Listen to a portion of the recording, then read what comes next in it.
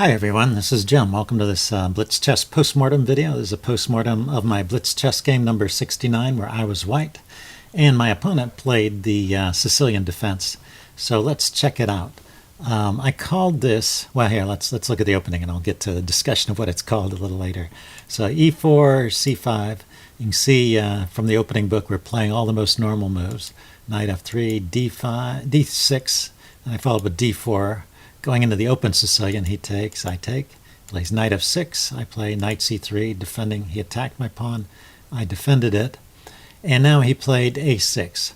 So these are all the most common moves, and this is now a Najdorf. And I'm going to play the move bishop e3. Against the Najdorf, I often play bishop g5, the second most popular move, and the kind of the old main line. That used to be very popular 40 years ago. And bishop e3 seems to be more popular these days, going into what's called the English attack with bishop e3, f3, queen d2, and you just set up for, you castle queen side and set up for a king side attack. But after I played bishop e3, my opponent played the very rare move in this position, he played g6. And now what we've transposed into is a Sicilian dragon. Because this is a dragon formation. It's just a dragon where he's thrown in the move a6.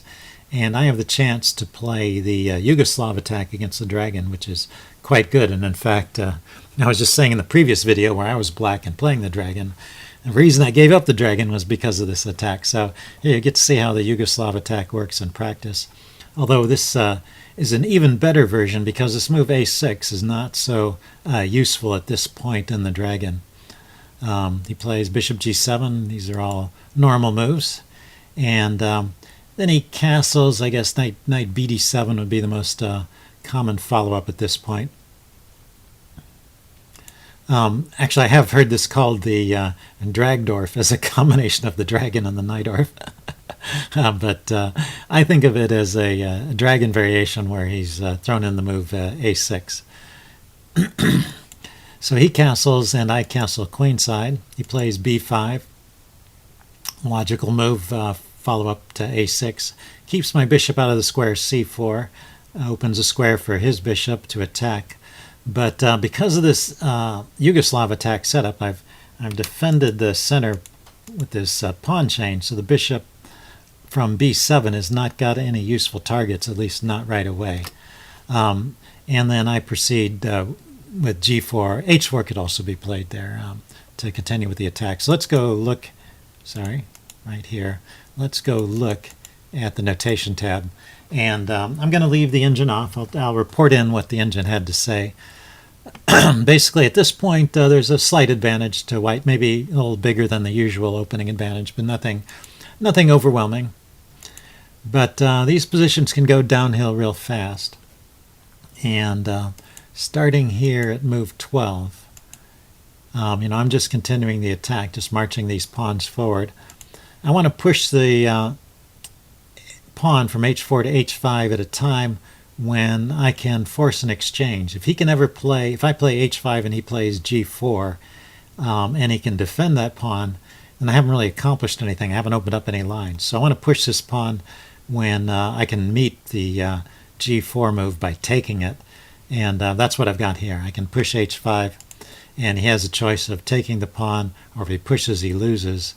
Or he can ignore it like he did and let me take. But in any of those cases, I get an open line for my attack, which is what I want. And he plays the move rook c8, and so the computer flags this as a definite mistake. So the position goes from being slightly advantageous to white to pretty much winning. And funny how tricky this opening can be. But he already wasted time with this move a6, so this is just not the most precise setup against the Yugoslav attack. Computer here recommends a move queen a5 with the idea of taking the queen if this knight moves, and maybe even adding some support to across this line here so that you can push the pawn to you can push this pawn to b4, for example, dislodging this knight and giving the queen some scope and support over here. But anyway,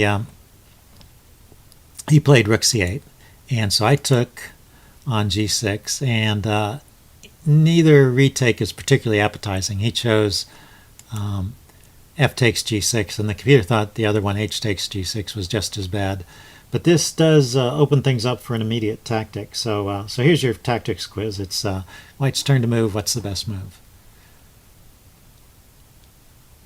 Okay, this is a pretty simple one. If you didn't guess it, pause the video. You should be able to see this one. I'm going to go ahead and give away the answer. The best move here is simple knight e6, forking the queen and the rook. So that just wins material, and the attack continues. I didn't actually play that during the game. I played the move bishop to h6 with the idea that if he exchanges, the queen comes here with check, and then I can push my pawn forward, chase the knight away, and take on h7 here and get a pretty strong attack going. So he sort of ignores this threat and plays the move knight c5. And this is really his last chance to save the game. Computer gives the best line here as something like this. Bishop takes, queen takes, and now rook f7. So when I play this pawn here, the knight can find a square somewhere, and this pawn over here on h7 is defended by the rook. So that would be the best way to play. The computer line goes b4, pawn takes, pawn takes, pawn takes here, threatening the queen. And then after he recaptures, taking back this way. And it rates this as being excellent. An excellent position for white, but you know, black is still fighting. He's not being mated just yet. So if you look at the material, he can pick up this pawn here probably. Yeah, there might be some dangers there, but 1, 2, 3, 4, 1, 2, 3, 4. Yeah, so the material would be pretty even if he manages to pick up another pawn. This pawn is supported by the knight.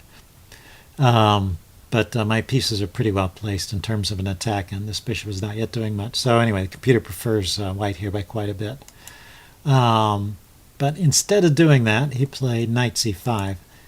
And so that allows me to finish the game the way I had intended, which is you take the bishop, king takes, queen comes here, check. King went to g8, and it's funny, all these moves throughout this sequence are the top choice of the computer or the second choice, I mean, in the top two for both sides. So he's defending. It's just that he's defending as well as it can be defended. It's just that this is a position that's already losing. So g5 hitting the knight, and now it's got to go somewhere. And this, if it doesn't go somewhere, he loses the knight. But yeah, I guess it's a lesser evil. Again, the computer approves of this. It's a lesser evil to defend the pawn and give up the knight and sort of hope things work out for you. And then bishop h3. It took me a while to find this move during the game. I was sort of proud of myself, and the computer thinks this is the strongest move. You want to clear the back rank so a rook can come over and join the attack. You want to do it with tempo, so the bishop is attacking the rook and gaining some time. And it also eyes this e6 square, which turns out to be very useful. So this bishop h3 move was the best move in the position. So he moves his rook. I play knight e6, and that's when I discovered that after bishop h3, I discovered this support of e6, how important that was. So I put the knight there, which is probably the best way to play it. That forks these two pieces, and so he has to exchange. And then I take back with the bishop, and now that there's a bishop there, there's a pin. And he plays the move queen e7, which allows a mate in two. So if you don't look at the score sheet, you can treat this as a little tactical quiz, a mini quiz. But you have to cover up the score sheet on the right because I actually played it. And you know, this is one of those positions where you might be tempted to just take the rook, and that would be winning too. It wouldn't give away the game, but it's not the quickest way to win. So if we back up, at this point, instead of playing queen e7 and allowing a mate in two, his strongest move, his best defense would have been king to h8. And just to show you, I can pick up the exchange here, and then I can play queen takes g6 and pick up another pawn. So you look at, I've got two rooks, queen and a knight. He's got one rook, a queen, and a bishop. So I'm a rook up. I have more pawns, and I'm still attacking. So this is just totally winning, even if he had defended the best way. But after the movie played, Queen E7, then there's a mate in 2. So if you haven't seen it yet, pause the video and cover up the right side of the screen and see if you can find it. I'm going to go ahead and give away the answer now. It's queen takes here, check. King to F8 is the only move, and then queen to H8 is mate. So that's how the game finished, a pretty mate. And just shows the power of the pin. You know, you don't think this pawn is hanging because there's all these pieces lined up defending it, but the one in front is pinned. So this pawn is actually just hanging, and the only piece defending it really is the king. So nice game. I enjoyed it, and hope you guys got something out of that. If you have any comments, leave them in the section below, and I'll see you again soon. Bye.